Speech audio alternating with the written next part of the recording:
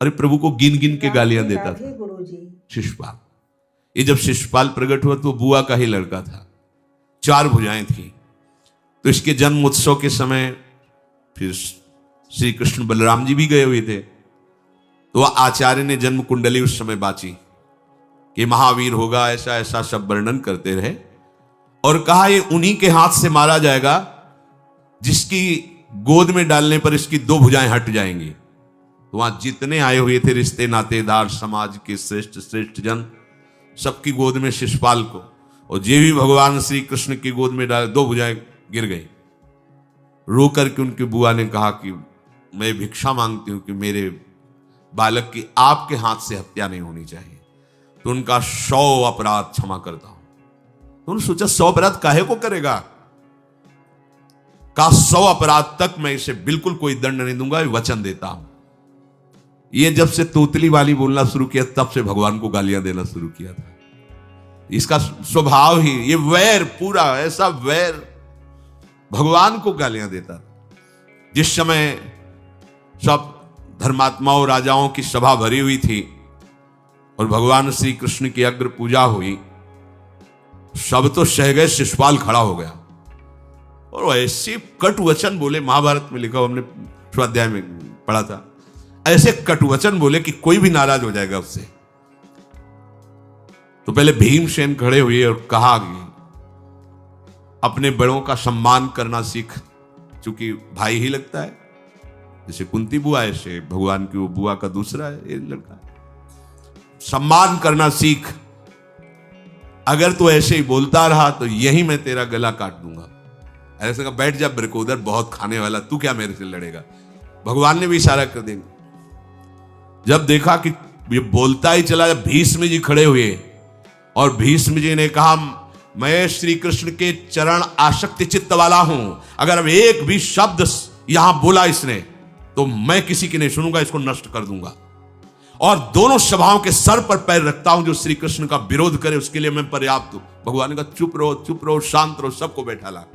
वो गिनती शुरू की थे 98, 99 का शिशुपाल सावधान, जो तुम्हारी माता को वचन दिया था बस एक शब्द रह गया है, आगे मुझे दोषी कोई ना ठहराए। 100 तक क्षमा करने की बात कही थी, जे ही वो तो रुकने वाला थोड़ी था, जे ही आगे बोला सुदर्शन जी के द्वारा उसका वो परम उद्धार हुआ जो बड़े बड़े ऋषि मुनियों के लिए बड़ा दुर्लभ पद कहा गया है। गोपीजनों ने सौंदर्य माधुर्य निधि भगवान को अपना कांत माना, प्रीतम माना। एक ही वृत्ति, कितनी गजब की वृत्ति गोपीजनों की है कि सब कार्य करते हुए कृष्णाकार वृत्ति है। बेचने दही जा रहे हैं, बोल रहे कोई कृष्ण ले ले, दामोदर ले ले, माधव ले ले, कैसी वृत्ति है, देखो कैसी उच्च कोटि की अवस्था है। किसी भी भाव से हमारे प्रभु से जुड़ जाए तो इच्छा द्वेष दोनों से वो मुक्त हो जाए। और जब तक ये ठीक है ये बेठीक है, इस तरह के द्वंद्व तुम्हारे हृदय में बने रहेंगे, तब तक मूढ़ता रहेगी और उससे पतन होता रहेगा। संसार का संबंध दृढ़ होता है इच्छा से, बहुत सुंदर बात है। संसार का संबंध दृढ़ होता ही है इच्छा से, इच्छा खत्म संसार का संबंध खत्म। कितनी बढ़िया बात है। पर हम भागे घूम रहे हैं इच्छाओं की पूर्ति के लिए। जब एक बता दिया कि समुद्र है भगवान, जो चाहिए इन्हीं से क्यों नहीं, पर इनसे मिलने के लिए भी तुम्हें शराब छोड़ना पड़ेगा, तुम्हें मांस छोड़ना पड़ेगा, व्यभिचार छोड़ना पड़ेगा, गंदे चिंतन छोड़ने पड़ेंगे। वो राजी नहीं हो तो पाप करो पाप और चाहो सुख, ऐसा कैसे हो सकता है। यही है जीव की परेशानी, यही है। वो ये चाहते हैं कि हे संत महात्मा, हे भगवंत, हमको छूट दो, हम खूब गंदे आचरण करें और आप हमसे सेव संतरा रुपया पैसा ले लो और आप ऐसा आशीर्वाद दो कि हमारी उन्नति होती रहे, दुख ना मिले, हमें सुख ही मिलता है। कभी स्वप्न में भी नहीं हो सकता। तब लग कुशल न जीव कहूं, सपने हूं मन विश्राम, जब लग भजत न राम कहूं, शोक धाम तज काम। ये दुखों का खजाना काम अर्थात इच्छा, इसका त्याग करके भगवान की शरण में होकर जब तक नाम जप नहीं करोगे, स्वप्न में भी तुम्हें विश्राम नहीं मिलेगा। और नाम जप एक गंदे आचरण करने वालों के हृदय में नहीं हो सकता। नाम परम पवित्र है।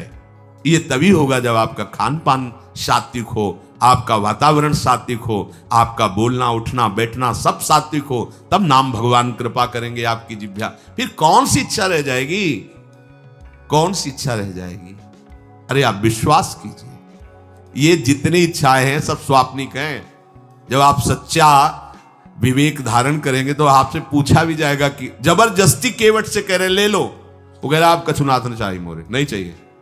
प्रहलाद जी कह रहे वरदान मांगो, हमारी आज्ञा का पालन करो, तो कह रहे हाँ आपकी आज्ञा का पालन करता हूं, हे नाथ मुझे यही वरदान दीजिए कि आपसे भी कोई इच्छा न रहे। ये वरदान मांगा कि आपसे भी कोई इच्छा। आप सोचो क्या है ऐसा भागवती रस कि जिसको वो मिला तो भगवान से भी कह देते। और भक्तों तो बड़े विचित्र विचित्र है, वो भगवान से कहते तुम्हारी इच्छा क्या है प्यारे, बोलो हम पूर्ण करते हैं।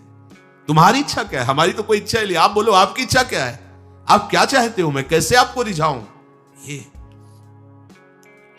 जब कामना को लेकर के मनोवृत्ति का प्रवाह संसार की तरफ होता है, तब ये कामना ही हमें राग द्वेष में बांध देती है। जो महापुरुषों ने उपासना करके शास्त्र स्वाध्याय करके अनुभव किया है, उसे ध्यान से सुनो। इच्छाओं से बचने का उपाय, इच्छा ही आपके बंधन का कारण है, इच्छा ही जन्म मरण का कारण है। इच्छाओं से बचने का उपाय, कर प्रमाद मत बनो आलसी, करो सुचारु रूप से काम, अपना काम स्वयं करने में लाज बड़प्पन तजो तमाम। पहली बात, शरीरधारी को किसी दूसरे शरीर से अपने शरीर की सेवा तब तक नहीं लेनी चाहिए जब तक बीमार ना हो जाए, असमर्थ ना हो जाए, चाहे गृहस्थ में हो चाहे विरक्त में हो। ध्यान दीजिए, आप चाहे आपकी पत्नी हो, पुत्र हो, परिवार हो, आप उनके सेवक हैं, क्योंकि वो सब प्रभु के जन हैं। इस भावना से रहोगे, कभी नाराज नहीं होगे, कभी गुस्सा नहीं आएगा, कभी झगड़ा नहीं होगा। अगर आप अपने को ये माने कि प्रभु मेरे इस रूप में आए हुए हैं, मुझे अपने कर्तव्य का पालन करना है, तो कहीं झगड़ा नहीं हो सकता। तुम जो कर रहे हो तुम्हारा कर्तव्य, हमारा कर्तव्य है कि हम पति पुत्र परिवार आदि जो भी है, ये हमारे भगवान का स्वरूप है। मैं आप समझो वही भगवत साक्षात्कार, पर ऐसा कौन मानता है। अच्छा, साधु वेश में ये जरूर सावधानी रखनी चाहिए, ध्यान देकर सुनिए। जब तक आपका शरीर स्वस्थ है, आप किसी से किसी भी प्रकार की सेवा स्वीकार न करें। भिक्षान्न के सिवा कोई भी सेवा स्वीकार न करें। अपने शरीर की सेवा तब तक करें जब तक आपका शरीर असमर्थ नहीं हो जाता। असमर्थ हो गए तो फिर हरि ही करें आकर स्वयं, या किसी को भेज दें, उनके बस की बात है। देखो माधवदास बाबा की लंगोटी स्वयं श्री ठाकुर जी महाराज धो रहे हैं। तब तक हमने अपने बड़े संतों को देखा है, बिल्कुल किसी भी तरह की कोई सेवा नहीं स्वीकार करते। अपनी दिनचर्या अपने हाथ से, अपने शरीर की पूरी। आपको क्या हो गया है, आप भी वैसे ही चलो जैसे गुरुजन चले हैं, भिक्षान्न के सिवा। आप अपनी किसी भी तरह की सेवा किसी से मत करवाइए। आप देखो इच्छाओं का दमन होना शुरू हो जाएगा, यही से इच्छाओं का दमन शुरू हो जाता है।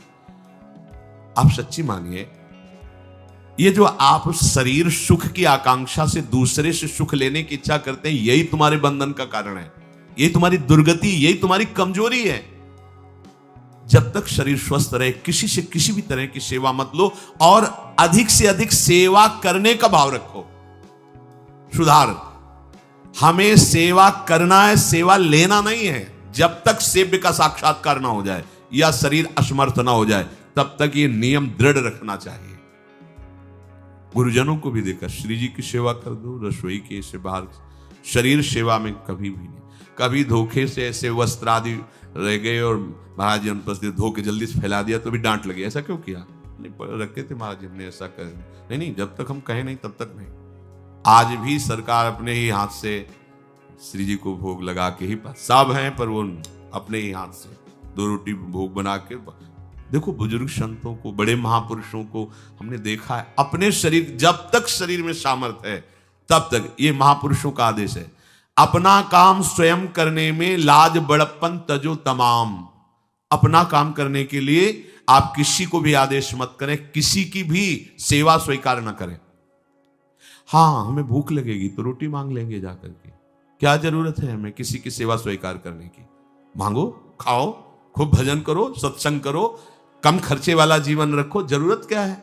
जो जरूरत है गली चलते दे देंगे भगवान, विश्वास करो, गली चलते दे देंगे। विरक्त गृहस्थ धर्म पूर्वक कमाओ, जितनी आवश्यकता प्रभु दे देंगे। ऐसा कोई त्रिभुवन में नहीं जिसकी आवश्यकता की पूर्ति ना होती हो। अनावश्यक तुम्हारी मांगे जो हैं वही तुम्हें दुख दे रही हैं। आवश्यक व्यवस्था सबको भगवान दिए हुए हैं। अनावश्यक मांग के लिए तुम्हें फिर फंसना होगा। ये तुम्हारी अनावश्यक मांगे हैं, ये हो जाए, वो हो जाए, वो जो आपको जीवन जीने के लिए जरूरी है, धर्म पालन के लिए जरूरी, वो बिना मांगे भगवान दे रहे हैं सबको। देख लो। हाँ, आप कि भाई हमको उस परिकर में रहना है, उस कोर्ट से रहना है, वो सब वीआईपी, तो हमको भी उस कोर्ट का, ये मांगे हैं तुम्हारी। तुम्हारा प्रारब्ध जितना है उतना तुम्हें मिलेगा, जो आवश्यक है वो तुम्हें मिलेगा। अनावश्यक मांगे करोगे फंसोगे, अधर्म में कूदना पड़ेगा तुम्हें। हाथ पैर सब साधन प्रभु ने दिए, दया कर तुम्हें समान, फिर क्यों उनसे काम न लेते, क्यों रखते हो झूठी शान। तुम्हारी सेवा के लिए तुम्हारे पास हाथ है, तुम्हारे चरण है, तुम्हें बुद्धि दी है, दूसरे से क्यों सेवा स्वीकार करते हो? प्रभु ने दया करके उद्धार के लिए तुम्हारे पास पूरी सामग्री दे दी, उसका प्रयोग करो। तन मन दोनों का हित करता, निश्चय शारीरिक श्रम युक्त। देखो, ये है जिसने अपना परम मंगल ठाना है, वो शरीर को कभी प्रमाद में नहीं रखता, चाहे गृहस्थ हो चाहे विरक्त हो। ये आलस्य प्रमाद किसी के लिए भी ठीक नहीं है। नियत समय तक सो जाओ, इसके बाद खूब मेहनत करो, चाहे गृहस्थ हो चाहे विरक्त।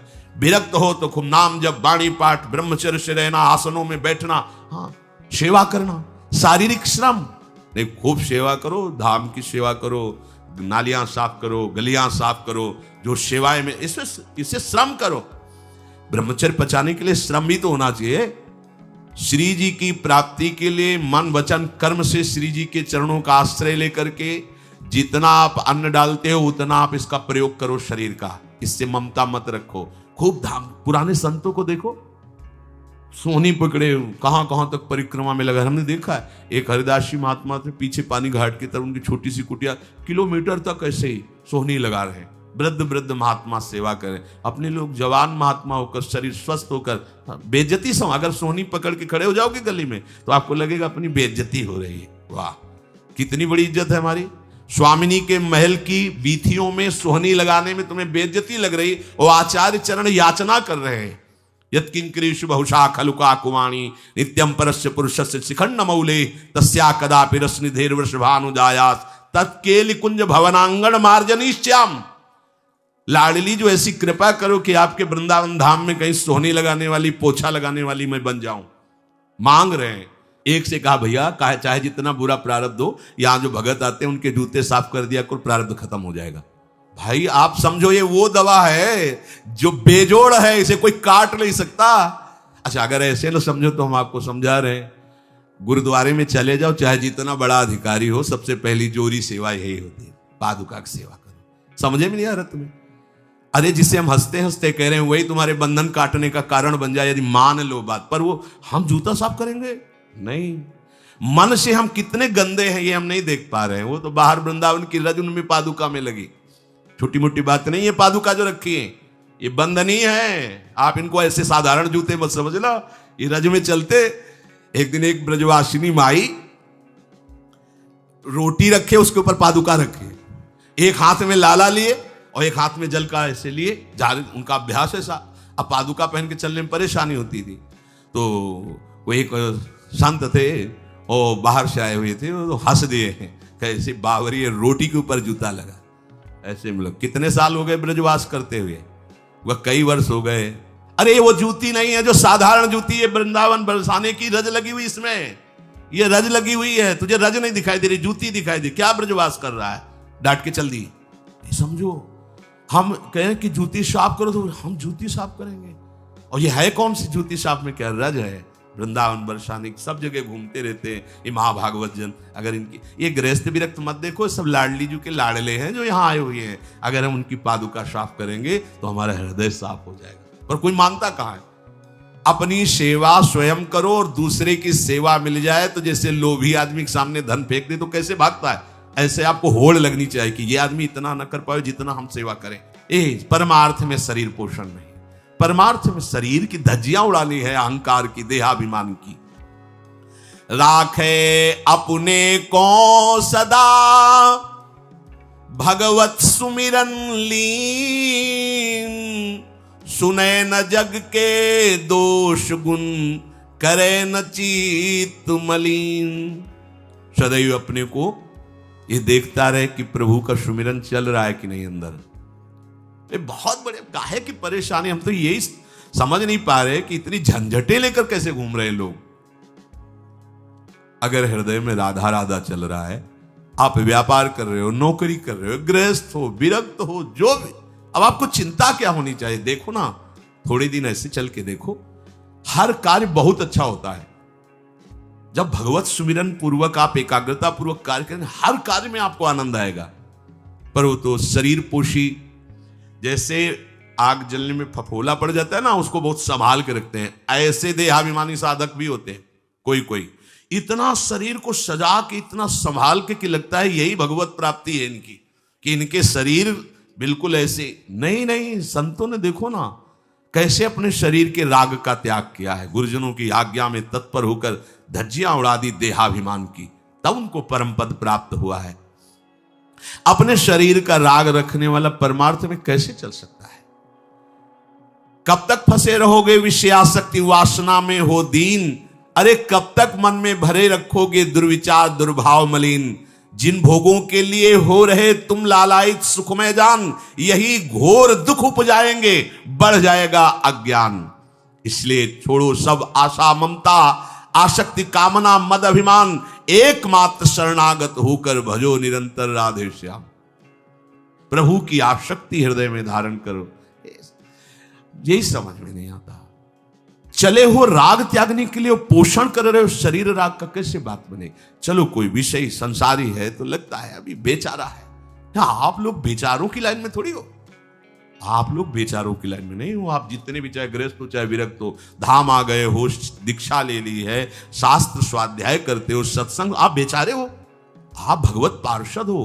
पर आप अपने स्वरूप को समझो, ये अंदर की बातें सुधारो। आगे कह रहे हैं कि सुने न जग के दोष गुण, करे न चित्त मलिन। अपने भगवत चिंतन में मगन रहो। कोई तुम्हें यदि किसी की निंदा आदि सुनाने लगे तो उसे मत सुनो। पूछे कछु कछुए कहे, को आए के पास, सुन ले कछु बोले नहीं, सब ते रहे उदास।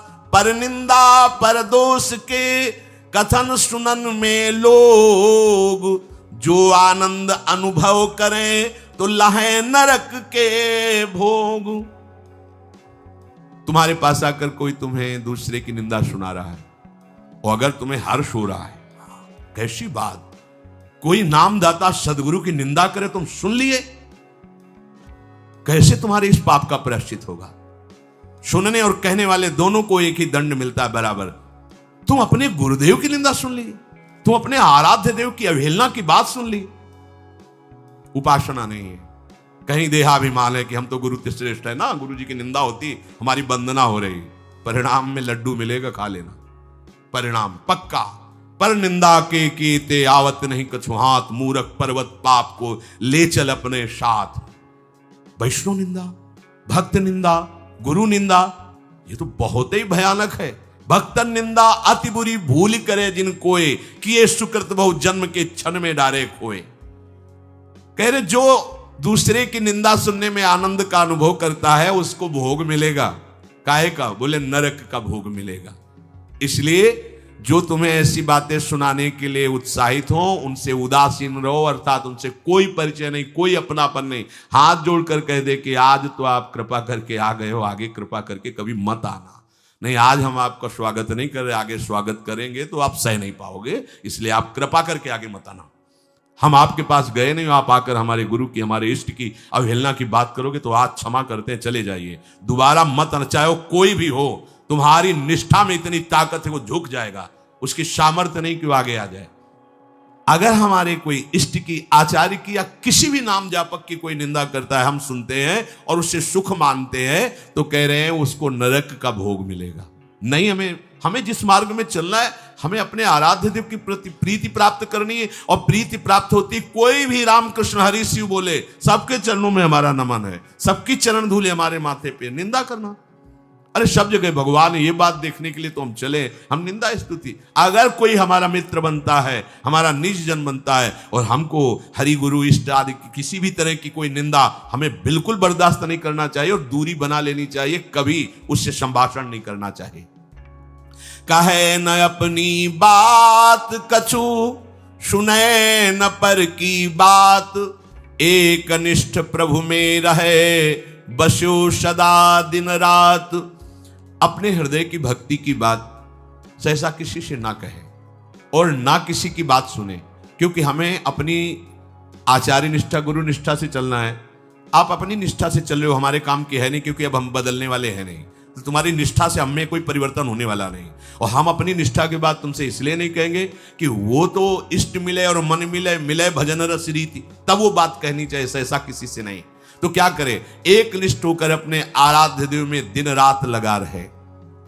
ये बहुत जगह जाना, बहुत लोगों से व्यवहार करना, ये सब भजन में बाधक बात है। समिट जाओ, अपनी लाडली लाल को दुलार करो, नाम जप करो, धाम वास करो, बहुत जो है, हाँ दर्शन कर आओ। नहीं, एकांत वास करो, प्रभु खुद आके दर्शन दे देंगे, मान लो विश्वास।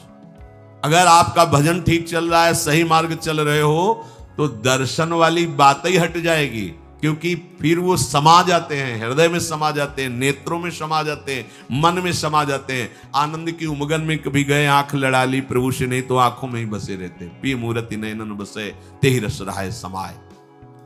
राग रोष दुख दोष में जग सो रहे सचेत, काहू सो न करे कबो वैर भाव अरुहेत। कोई इच्छा न रखो तो तुम्हें कभी क्रोध नहीं आएगा। इच्छा राग ही द्वेष को उत्पन्न करती है। इन दोनों से सचेत रहो, ना किसी से तुम्हारा द्वेष होने पावे न राग। कभी किसी से किसी भी तरह अगर झगड़े का, लड़ाई का अवसर आता है तो हाथ जोड़कर निकल जाओ, झगड़ा मत करो। उससे ये होगा कि आपकी वृत्ति बच जाएगी, नहीं तो वृत्ति द्वेष पूर्वक बार बार उसका चिंतन करेगी जब भजन में बैठोगे, और उसके प्रति अशांति, जलन पैदा हो जाएगी। सब सो न्यारो होई रहे, पर खारो हु नहीं होए, सबकी सब कुछ सहे नीति, वो प्रभु को प्यारो होए। समझो बात, सबसे अलग रहो, किसी से अपना मन मत मिलाओ, केवल मन नाम से मिलाओ, प्रभु से मिलाओ, गुरुवाणी से मिलाओ। पर किसी का अपमान मत करो, किसी के लिए ऐसा कड़ुआ वचन मत बोलो कि उसके हृदय मंदिर में बैठे भगवान हैं, उसका हृदय दुखी हो जाए। सबकी सब कुछ सह लेता है जो कोई, वही प्रभु का प्यारा होता है। करे न जग चर्चा कबों, रहे सदा चुपचाप, रही इंकित निज भजय प्रभुता को सेवें आप। जो जगत की कभी भी चर्चा नहीं करता, मौन धारण करके केवल प्रभु के चिंतन में मगन रहता है, उसका भार प्रभु ले लेते हैं, उसकी सेवा आप स्वयं करते हैं। प्रभु किसी न किसी रूप में आके उनका भरण पोषण करते हैं। पै प्रभु के रस प्रेम की निर्मल गोपन बात, कहे न काहू सो कबो सहे सकल आघात। भजन में जो तुम्हें आनंद आ रहा है, जो तुम्हें स्वप्न में कोई अनुभूतियां हो रही या प्रगट में कोई अनुभूति हो रही, कभी भी किसी से भी वो बात ना कहे, क्योंकि ऐसा कहने से तुम्हारे भजन में विघ्न पड़ जाएगा। सारी की सारी बातें पचा लो। जैसे तुम गुप्त रूप से गलतियां करते हो, कभी नहीं बोलते हो, लेकिन कोई भी भागवती का अनुभूति छोटी सी भी होगी तो सभा में बोलने का मन होगा, क्योंकि उससे हमारी प्रशंसा होगी, अहंकार का पोषण होगा। बिल्कुल नहीं। भजन संबंधी कोई भी आनंद की बात, कोई भी भगवदानंद अनुभूति कभी किसी से न कहे, एकदम छुपा जाए। अगर कोई ऐसा कि हमने तो ऐसे लक्षण आप में देखे, हाँ नहीं ये तो ऐसे ही तुम्हें यहाँ हंसुआ, हमारे अंदर ऐसा कुछ नहीं। कोई भी भागवतिक वृत्ति कहीं अपने में आरोपित करके प्रदर्शन का कार्य न कर दे। सही न सके पिय की तनिक निंदा, जो कहूं होए सहज त्याग सर्वस्व करी, डारे निज को खोए। यदि अपने आराध्य देव की कोई निंदा कर रहा हो तो वहां सहन न करे। सही न सके पिय की तनिक निंदा, जो कहूं होए। संत शंभु श्री पद अपवादा, कही सुनी तास मर्यादा, काटी जीव तासु जो बसाई, श्रवण मुनि न त चले पर आई। यदि हमारे कोई आराध्य देव गुरुदेव की निंदा कर रहा है, ताकत हो तो उसकी जबान बंद कर दे, नहीं तो कान में अंगुली डाले उठ के चल दे, दोबारा उसका कभी चेहरा न देखे। भरत जी ने माता कैकेयी से कहा कि आपने हमें निमित्त बनाकर 14 वर्ष का वनवास भगवान श्री राम को दिया, इसलिए आज के बाद में कभी तुम्हें मां नहीं कहूंगा, पापिनी कभी तेरा मुख नहीं देखूंगा। भरत जैसे भगवान के अवतार परम पवित्र माता कैकेयी के लिए ऐसे कट वचन बोले, आज के बाद कभी मां नहीं कहूंगा, है पापिनी तेरा कभी मुख नहीं देखूंगा। ये जो हमारे इष्ट की निंदा कर दे, हमारे गुरुदेव की निंदा कर दे, हम उसे आदर देंगे, हम उसको बात सुनने के लिए बैठा लेंगे। हाँ और बाव हमें और गंदा करो। सहज त्याग सर्वस्व करी, डारे निज को खोए। अपने अपनत्व को अपने आराध्य देव में सहज समर्पित कर दे। या जग में जाके हृदय ऐसो प्रेम समाए, हरिता को अति चाव सो रखें सदा अपनाए। इस जग में जिसके हृदय में ऐसी निष्ठा होती है तो हरि उसे अपना मान करके फिर स्वयं उसका भार लेकर इस संसार में रखते हैं, अर्थात उससे वही कराते हैं जिससे जग मंगल होता है। निर्मल या प्रभु प्रेम की महिमा कही न जाए, अति प्रेमी जो श्याम को हरि ही नित्य बसाए। दुख में संतत सुख लहे, सो आवे यही बाट, नाहित क्यों रचना करे, कपट नरक को ठाठ। जो निर्मल भगवत प्रेम है उसको कहा नहीं जा सकता, वो अनिर्वचनीय है। ऐसे निर्मल प्रेमी महात्मा के हृदय में श्याम सुंदर निरंतर वास करते हैं। इस निर्मल प्रेम को जिसे प्राप्त करना हो तो कमर कस ले, दुख का मार्ग है, इसमें दुख में चल करके महासुख में पहुंचा जाता है। कह रहे दुख में संतत सुख लहे, सो आवे यही बाट। भारी से भारी विपत्ति, अपमान, तिरस्कार में भी जो सुख का अनुभव करते हुए भगवत भजन करते रहते हैं, वो जाते हैं उस महासुख परमानंद में। नहीं तो कह रहे ना ही तक क्यों रचना करे, कपट नरक को ठाठ। फिर ये बातें बनाने से नरक ही मिलेगा, भगवत प्राप्ति नहीं होगी। इसलिए इच्छा और द्वेष का त्याग करके अपने आराध्य देव के निरंतर चिंतन में मगन रहो। भजन का फल है अपना अस्तित्व मिटा देना, कोई भी इच्छा ना रह जाना। तो श्री भगवान स्वयं उसके हृदय में बैठ करके सब योगक्षेम का वाहन करते हैं। जैसे अहंकार से हम सोचते हैं ये हम नहीं करेंगे तो कैसे हो जाएगा, तो पूरी सृष्टि तुम्हारे करने से हो गई है क्या? जिन्होंने एक संकल्प में अनंत ब्रह्मांडों का सृजन, पालन और लय करते हैं, करते रहेंगे, उन प्रभु को पहचानने के लिए मनुष्य जन्म हुआ है। यही परम कर्तव्य है, हम भजन करके उनमें लीन हो जाएं, उनको जान जाएं, तो महान दुख से हमारा छुटकारा हो जाए। बोले विश्वास एक राम नाम को, निश्चित भगवत प्राप्ति हो जाएगी। कर तुम अकर तुम अन्यथा कर तुम, सर्व समर्थ भगवान को अधीन कर ले, वो नाम है, इस बात को पकड़ लीजिए। सब बड़े बड़े महापुरुषों ने इसी से वस्तु प्राप्त की है, ये आप समझ लीजिए। प्रारंभिक साधनों को इसलिए बताया जाता है कि आप इतना असाधनों में फंसे रहे, उससे हट जाए, नहीं तो एकमात्र भगवत प्राप्ति के लिए समर्थ है, समस्त कामनाओं की पूर्ति के लिए समर्थ है नाम।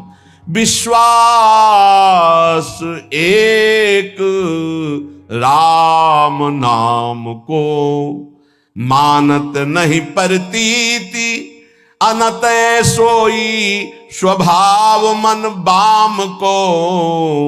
विश्वास एक राम नाम को।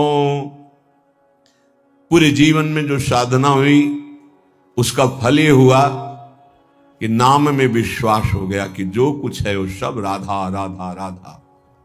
सच्ची कहते हैं। कल संत जन भी थे तो यही कहा कि ऐसा ना समझो कि किसी साधन का परिचय नहीं या किसी साधन को किया नहीं, लेकिन उस सब साधन का फल आया है हृदय में।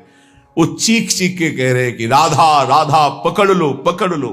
जो सौभाग्यशाली होगा वो पकड़ लेगा, नहीं तो नहीं पकड़ पाएगा। पक्का समझ लीजिए पूरे जीवन का सार। गोस्वामी जी कह रहे हैं, मैं भगवान शंकर को साक्षी करके कहता हूं, मेरी जबान गल जाए यदि रा और मां के सिवा, मैं जरा भी झूठ बोल रहा हूं, ये मेरे माई बाप है, इसी से मुझे सब कुछ प्राप्त हुआ है। परम भगवदाकार वृत्ति में स्थित महापुरुष। एक बार अकबर ने सुना गोस्वामी तुलसीदास जी की महिमा, तो कितना भी वो राजमद तो होता ही है, बुलाओ उनको और हमारी सभा में आकर चमत्कार दिखाएं।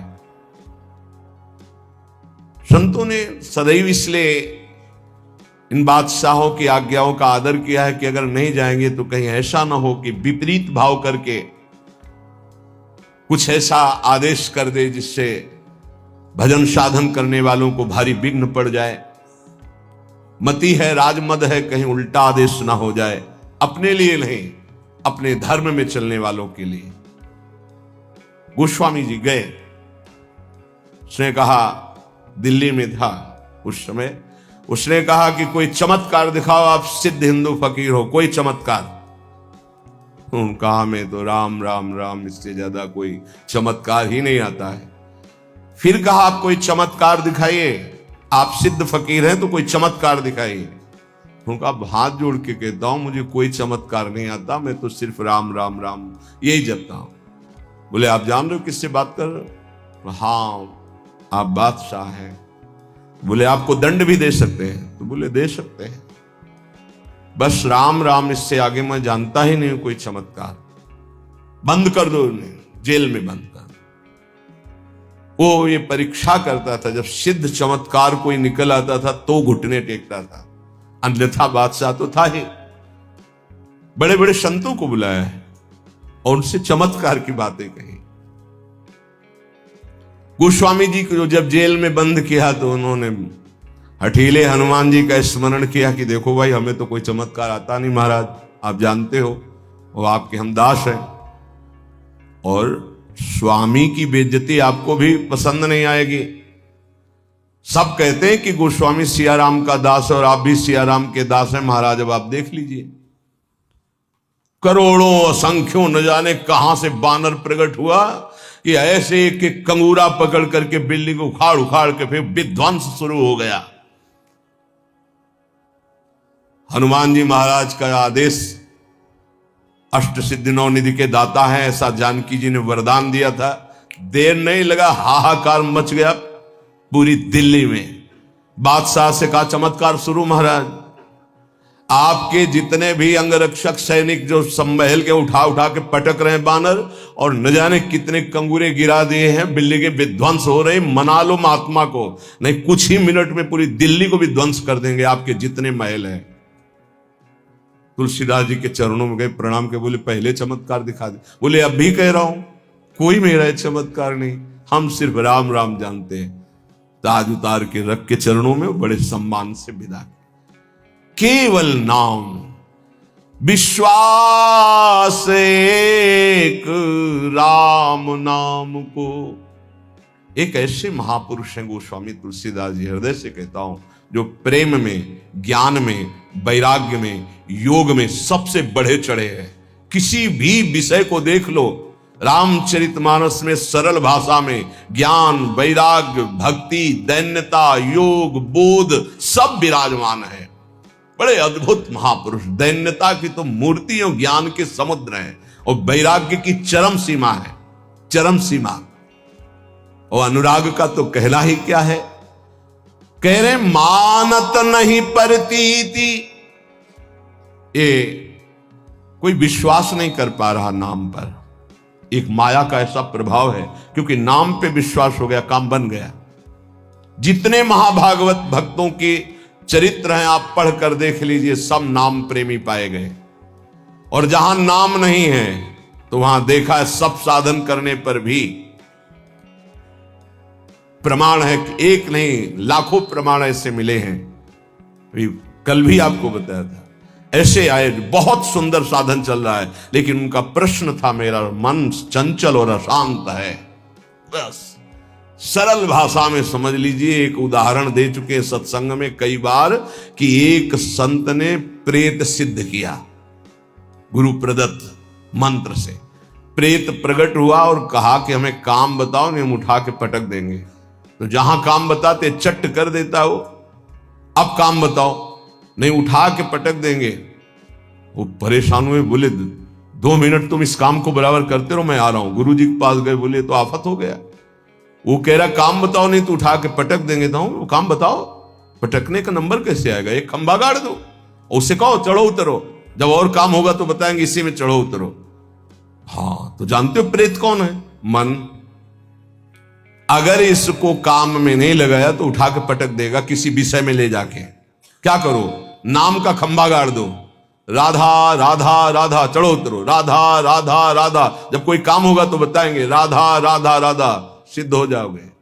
नहीं उठा के पटक देगा काम में, क्रोध में, लोभ में, मोह में, मद में, मत्सर में। इसके बहुत तरीके हैं, समझ ही नहीं पाएगा। बाद में समझ में आता है कि गिर गए, गिरते समय समझ में ही नहीं आता गिरते हैं। ऐसा विचित्र इसका आकर्षण है मन का। तो मानत नहीं प्रतीत अनत ऐसोई स्वभाव मन बाम को। ये विरुद्ध चलता है, शास्त्र विरुद्ध चलता है, गुरु के विरुद्ध चलता है, मन के विरुद्ध चलता है। बड़ा विचित्र खेल है। जैसे आप खिड़की से देख रहे हो, नीचे वाला देख ना पा रहा हो कि तुम्हें देख रहे, ऐसे गुरुदेव सबको देखते रहते हैं, हर दृश्य को देखते रहते हैं। गुरुदेव कौन है? प्रभु है, प्रियालाल ही है, वो सब देखते रहते हैं। आपको लग रहा है मुझे कोई नहीं देख रहा, वो देख रहे। ऐसो स्वभाव मन बाम को, हरि की गुलामी छोड़कर, हरि की दास्ता को छोड़कर, रुपये की, भोगों की, नाना प्रकार की वासना की गुलामी स्वीकार करता है, वो कभी गुरु का शिष्य नहीं हो सकता, गुरु का पट्टा नहीं हो सकता। गुरु मेहरबान, चेला पहलवान।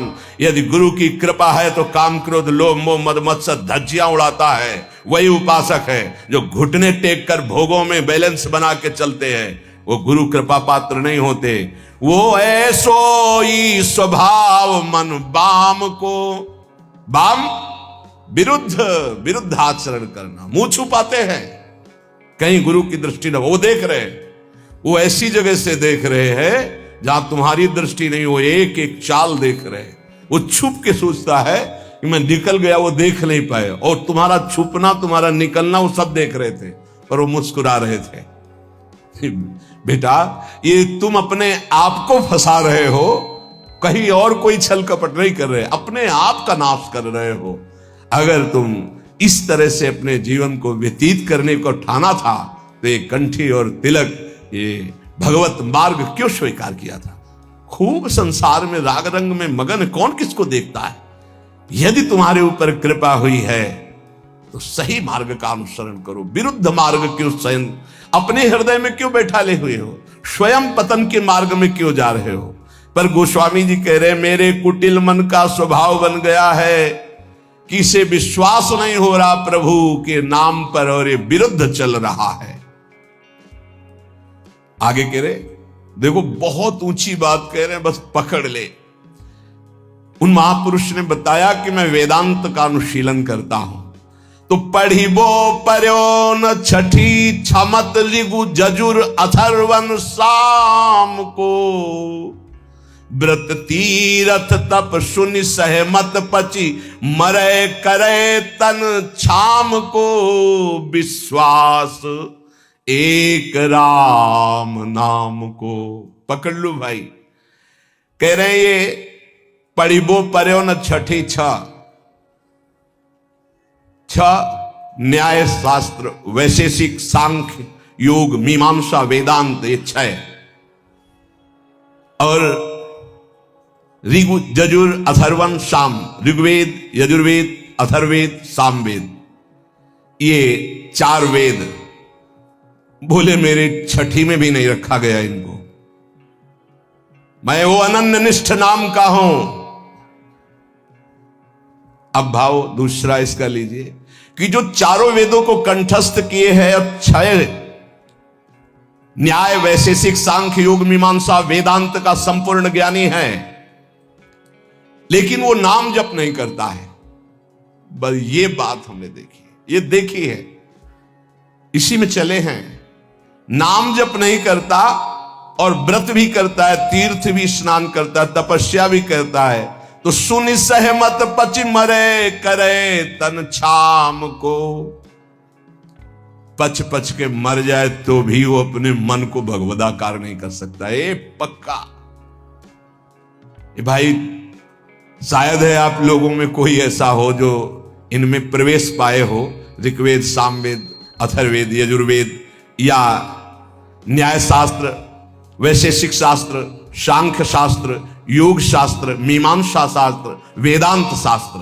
इसके बाद व्रत तीरथ तप सुनि सहमत पचि मरे करे तन छाम को।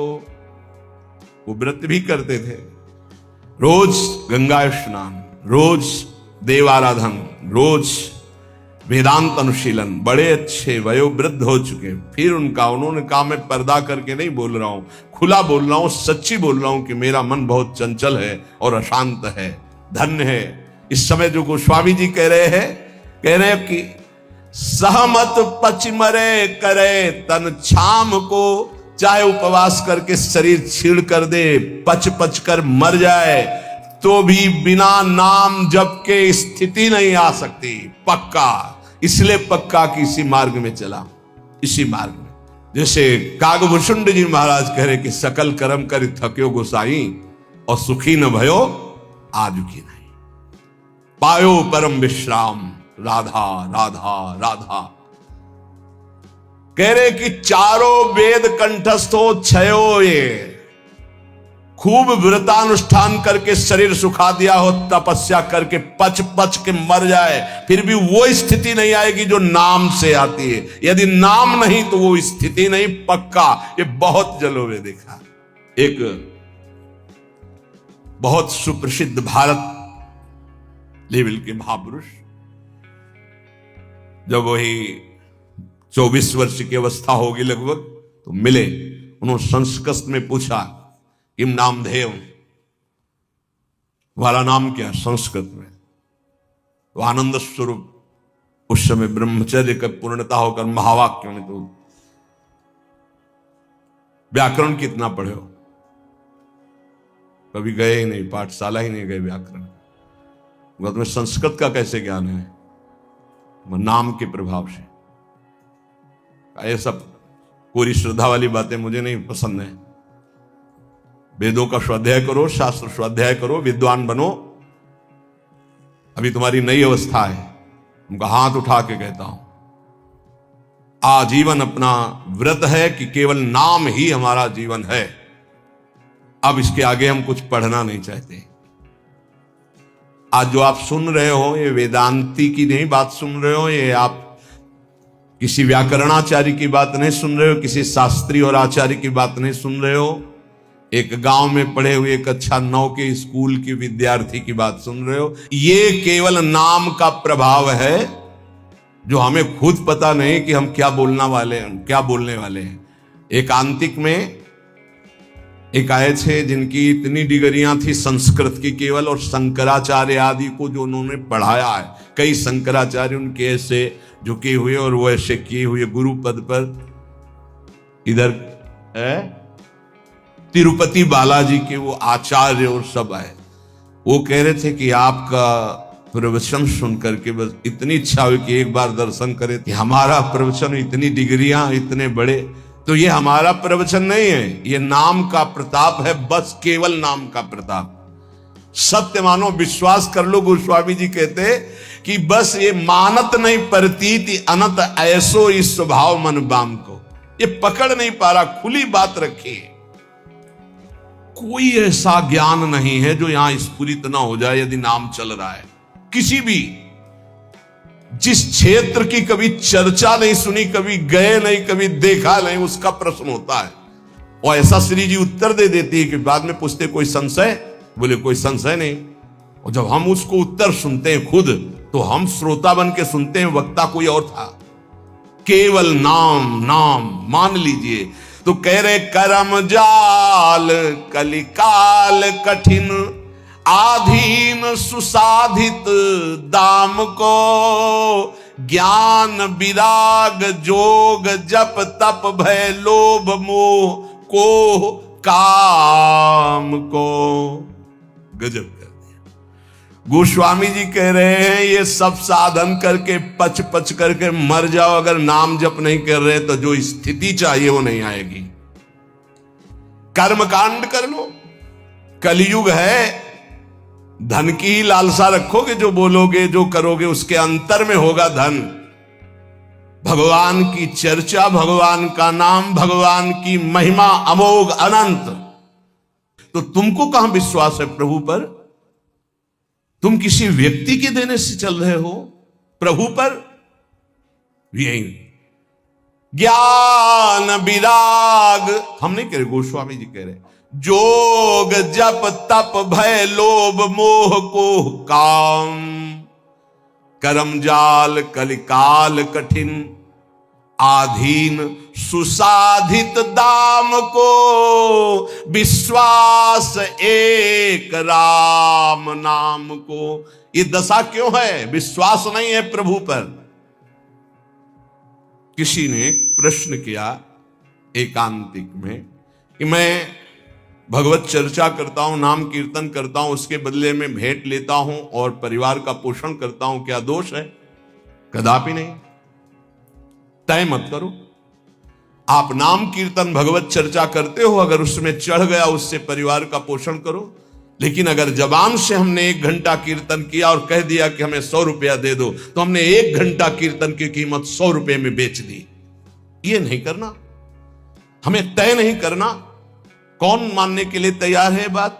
वही जिसको भरोसा केवल प्रभु का है। ये नहीं कि ऐसे प्रवक्ता थे नहीं या है नहीं।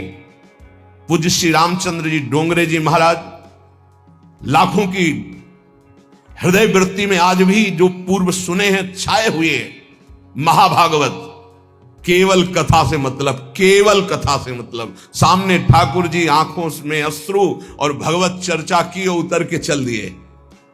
जो कभी कुछ चढ़ा तो जहां चढ़ा वहीं वो जिन्होंने करवाया वो जाने, वो गौ सेवा में लगाए, मंदिर में लगाए, वो कभी ऐसे कभी एक नहीं। जो अन्न उदर में प्रसाद में चला गया बस वही।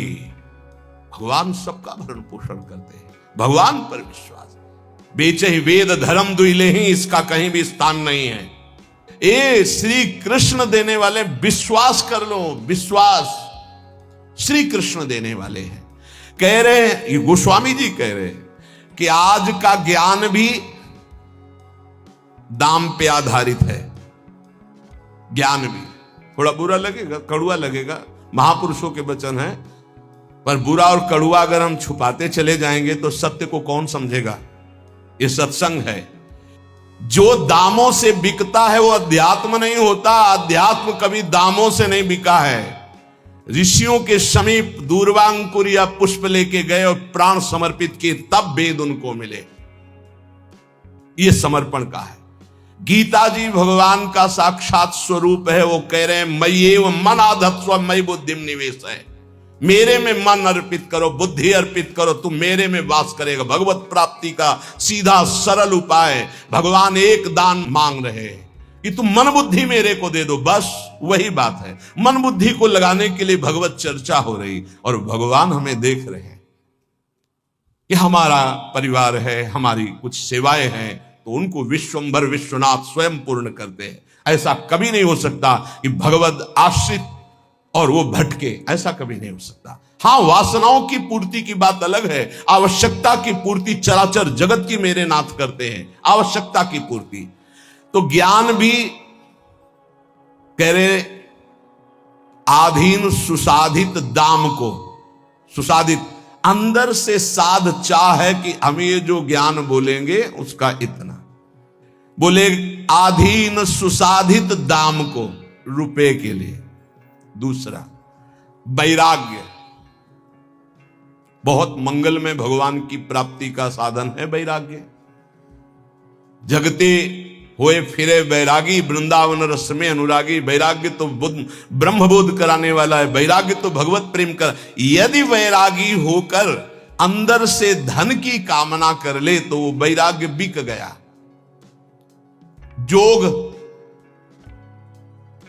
जोग होता है ना, अष्टांग योग, अगर वो रुपए में बिक रहा है जोग, तो वो जोग भगवत प्राप्ति कराने का साधन ना बन करके सुसाधित दाम को, भगवत प्राप्ति क्यों नहीं हो रही? यही तो साधन है भगवत प्राप्ति के। व्रत, तप, जोग, ज्ञान, विराग और नाना प्रकार के तीर्थाटन आदि साधन, इन सब का फल हमने मांग लिया सुसाधित दाम को। दाम रुपया कैसे बा? ऐसी क्यों स्थिति हुई? बोले विश्वास एक राम नाम को मानत नहीं प्रतीति। प्रतीति नहीं, विश्वास ही नहीं हो रहा। आप जितना निष्किंचन रहेंगे, माया भगवती वैभव उतना ही फेंक देंगी। क्या करोगे वैभव? ये माया का जादू का तमाशा भगवत प्राप्ति में बाधक है। भगवान उतना ही कृपा करके दे जितने से उदर पूर्ति हो जाए, खूब चक्क भजन हो, ये जीवन का सार है। और भगवान के चरणारविंद का विश्वास, भगवत प्रेम प्रदान करने वाला विश्वास, वो हम खो गए। मानत नहीं प्रतीति, प्रतीत माने विश्वास। अनत सोई स्वभाव मन बाम को, ये आंतरिक बात है, ऑपरेशन है आंतरिक। सब दिन सब लायक भव गायक रघुनाथ गुण ग्राम को, बैठे नाम काम तरु तर डर कौन घोर घन घाम को। अरे भाई, सब दिन सहायक, सब लायक, भव समुद्र से पार करने वाले माया के पति भगवान के गुण और नाम का गायन कर रहे हो, तो साक्षात महाकल्पतरु के नीचे बैठे हो। अब तुम्हें कोई भी धूप ताप शोक संकट स्पर्श कर सकता है? कदापि नहीं। विश्वास रहे, विश्वास हो जाए तो हित ध्रुव जो विश्वास है तवहीं सुधरे बात। ना तरु माया पंथ में फिरे जो टक्कर खात, बिन विश्वास भगत नहीं ते बिन द्रवहि न राम। राम कृपा बिन सपने जीवन अल्लाह विश्राम। कदम कदम पे उसकी व्यवस्था देखी है, कदम पीछे चले व्यवस्था आगे चली है। जीवन भर उसको देखा, जीवन भर कैसे कैसे बता, एक एक कदम पे प्रभु का दुलार, वो किसी एक के लिए नहीं, सब पर मोरी बराबर दाया। बराबर दया है, केवल आप भगवान से विमुख होकर के देख रहे। बहुत पीड़ा होती है जब भगवान का दास कहलाकर किसी से आस रखी जाती है। भगवान का दास कहलाकर किसी व्यक्ति से आस रखना बहुत बुरा कलंक है शरणागति में। कभी ऐसा ना करे। ये ज्ञान वैराग्य जोग जप तप, ये उस महापदवी की प्राप्ति के लिए जो कहीं किसी को नहीं प्राप्त हो सकता, उसको बेचने के लिए नहीं है। बहुत सावधान, कहीं अपने साधन को ना बेच देना, कहीं अपने ज्ञान को ना बेच देना, वैराग्य को ना बेच देना, नाम को ना बेच देना, किसी भोग के लिए, किसी पदवी के लिए, किसी नाना प्रकार की सुख सामग्री लौकिक के लिए। गोस्वामी जी कह रहे हैं, जो श्री प्रभु के गुण गाते हैं, प्रभु का नाम कीर्तन करते हैं, वो महाकल्पतरु की छाया में बैठे हैं। उनको कौन ऐसा है, संकट ताप कौन ऐसा है जो स्पर्श कर सकता है? ये विषयों की चकाचौंध उनके आंखों को लुभायमान नहीं करते, जिनकी जिह्वा पे राधा राधा राधा ऐसा नाम चल रहा है। वो अज्ञान के वशीभूत विषयों में भटकने वाले प्राणी नहीं होते, जिनकी जिह्वा पे नाम चल रहा है। इसलिए सब साधन एक तरफ और नाम। बैठे नाम काम तरु तर डर कौन घोर घन घाम को। राम राम कृष्ण कृष्ण हरि हरि राधा राधा। मान लीजिए ये बहुत बड़ी साधना का फल है जो आपको विश्वास हो जाए नाम पर। को जाने को जय है जमपुर, को सुरपुर पर धाम को। तुलसी बहुत भलो लागत जग जीवन, राम गुलाम को विश्वास एक राम नाम को। क्या पता है तुम्हारे आचरण नरक ले जाएंगे? कभी सोचा है अपने आचरणों का? कभी चिंतन किया है कि पीछे जो आचरण हो गए उनका परिणाम क्या होगा? बड़े पुण्यात्माओं तो स्वर्ग जाओगे, फिर तुम्हें यही मृत्युलोक में ही पटका जाएगा। लेकिन परम धाम को जाने के लिए नाम नाम, जितना नाम जप करो पक्का परम धाम आपको जाना है, पक्का। कोई तुम्हें नहीं रोक सकता नाम जापक को। तुलसीदास जी कहते हैं धन्य है उसका जीवन जो भगवान का दासत्व लेकर नाम जप कर रहा है। कली नाम काम तरु राम को, दलनिहार दारिद दुकाल दुख, दोष घोर घन घाम को, कली नाम काम तरु राम को। कलयुग में नाम ये कल्प वृक्ष है। कोई भी दरिद्र नहीं सह सकता यदि नाम जप करेगा। तो आप कहोगे नाम जप वालों को तो प्रायः ऐसा नहीं देखा गया जैसा आप कहते हो। दरिद्र कौन है? अरब खरबपति भी दरिद्र है। क्यों? उसकी बहुत बड़ी मांग है। वो लाखों में संतुष्ट होने वाला नहीं है, उसको अरबों खरबों चाहिए। बड़ा दरिद्र है वो। उसकी अंदर की वासना इतनी बढ़ी हुई है, वो एक सीमा में नहीं है। आज ये कल वो भोगा, परसों वो भोगा। दरिद्र है वो। बाहर से बहुत चिकना चुपड़ा वस्त्र और रूप दिखाई दे रहा, अंदर से गंदगी भरी है। मन मानी आचरण करते हुए धन का चिंतन होना, 1 अरब 1 खरब, इससे ये बड़े दरिद्र हैं। वो 1 रुपया मांगकर फुटपाथ में बैठकर जी रहा है, वो छोटा भिखारी है। वो करोड़ों में संतुष्ट नहीं हो रहा, वो बड़ा है। दरिद्र कौन? जिसका संतोष धन नष्ट हो गया है, जो भगवद आश्रय रहित है, वो दरिद्र है। कोई भी हो, चाहे वो त्रिभुवनपति इंद्र क्यों ना हो। समझना है महान कौन? धनी। जिसके हृदय में भगवान का नाम चल रहा है, संतोष है। तो सुरपति नरपति लोकपति तिनके भावे घास, और रहे परम आनंद में तज सब ही की आस। गुरु जी, आपने मेरे अज्ञान रूपी अंधकार को मिटाकर ज्ञान रूपी प्रकाश को प्रकाशित किया। आपका कोटि कोटि प्रणाम गुरु जी।